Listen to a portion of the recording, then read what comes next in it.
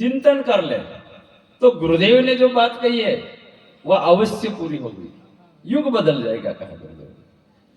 और जब युग बदल जाएगा तो कैसा कैसा समाज दिखेगा, कैसा गांव दिखेगा, कैसे लोग दिखेंगे।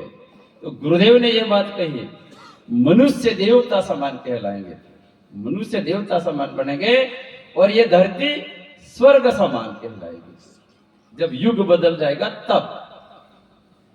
तो भाई बहनों, हम आपके बीच में मात्र ये 3 बात लेकर के आए। आप तो यहाँ पर पता चला है कि यहाँ इसी पंडाल में, इसी गांव में हर साल कोई न कोई बड़े बड़े महात्माओं का सत्संग होता है। 7-7 दिन की कथाएं बिठाते हैं, राम कथा भी, भागवत कथा भी। और सिंगा पंथ से भाई बहुत सारे लोग जुड़े हुए हैं, तो सिंगा महाराज की परचेरी भी आप सब सुनते हैं।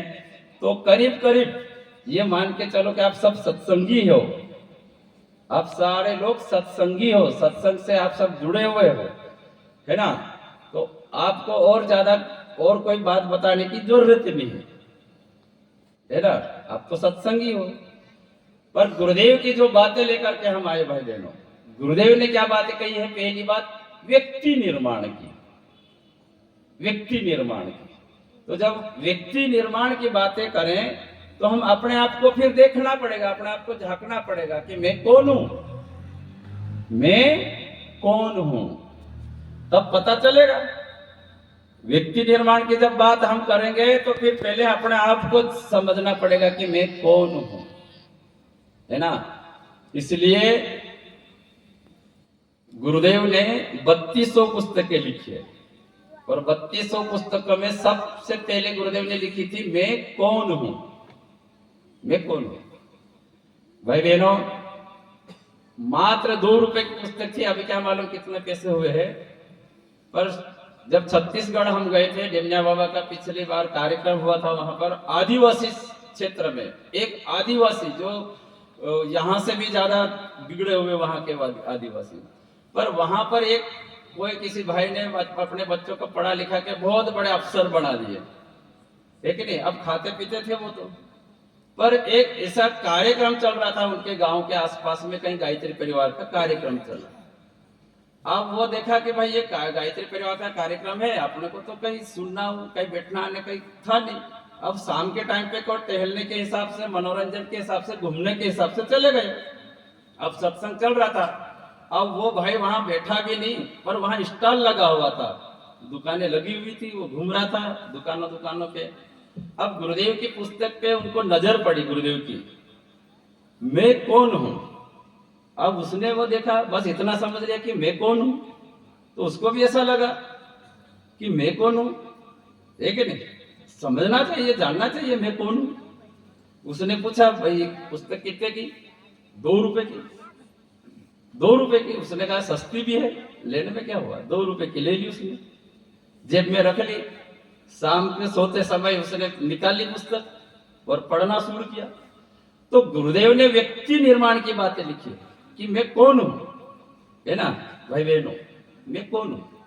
अब वो पढ़ते पढ़ते पढ़ते उस पुस्तक को पढ़ दी, इतना अच्छा लगा उसको पढ़ने में, मन लगा पढ़ने में, अपने आप को जानने में मन लगा, है कि नहीं। खुद के विषय में जानने के लिए गुरुदेव ने पुस्तक लिखी थी। उसने पूरी पढ़ दी पुस्तक, उसने छोटी थी, पढ़ दी।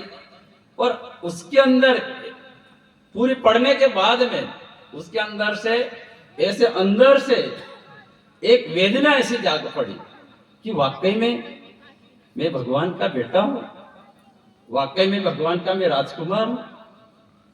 और ना अज्ञानता के कारण मैं कैसा कैसा जीवन जी रहा हूं, कैसा पाप का काम कर रहा हूं, कैसे जीवों की हत्या कर रहा हूं। ना जाने भगवान ने मेरे लिए कितना अच्छा खाना बनाया और मैं क्या क्या खा खा के जी रहा था। यानी अंदर से उसको ऐसी अनुभूतियां आ जागी उसके। और सुबह सुबह उठा उसने और पत्नी को कहा, बच्चों को कहा, चलो आप सब नहा धो के तैयार हो जाओ, वहां गायत्री यज्ञ हो रहा है, अपन तो सीधा यज्ञ में जाते हैं। और भाई बहनों, वो उसी समय पर यज्ञ किया, यज्ञ में बैठा और वहां जनेऊ संस्कार करवाए। वहां जनेऊ संस्कार भी दोनों पति पत्नी ने करवा लिया और गायत्री मंत्र की दीक्षा ले ली। और उस क्षेत्र में कम से कम तब से लगा के आज तक उन्होंने कहीं बड़े बड़े कार्यक्रम करवा दिए गायत्री परिवार में। क्या हुआ? मात्र 2 रुपए की पुस्तक ने उसकी जिंदगी को बदल दिया।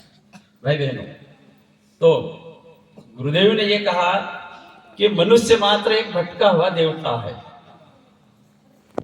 गुरुदेव ने ये कहा है, हम माने नहीं माने, पर गुरुदेव ने तो ये बात कह दी है कि जितनी भी माताएं बहनें हैं वो सारी देवियों के रूपों में है, देवियों के रूपों में है ना। आज भाई बहनों, आज हम देवी कहते हैं, पर साक्षात देवी हमारे सामने जो माता बहनें बैठी है ना, इनके अंदर की जो प्रतिभा है, इनके अंदर जो गुण है ना, नारी को नारायणी भी कहा है। नारी तो नारायणी, नारी थारी गौरव गाथा गाये वेद पुराण। वेद पुराणों में भी नारी की गाथा गाई जाती है। तो गुरुदेव ने कहा साक्षात देवी के रूपों में हमारी बहनें हैं, और जितने भी जो भाई है वो देवताओं के रूप में। पर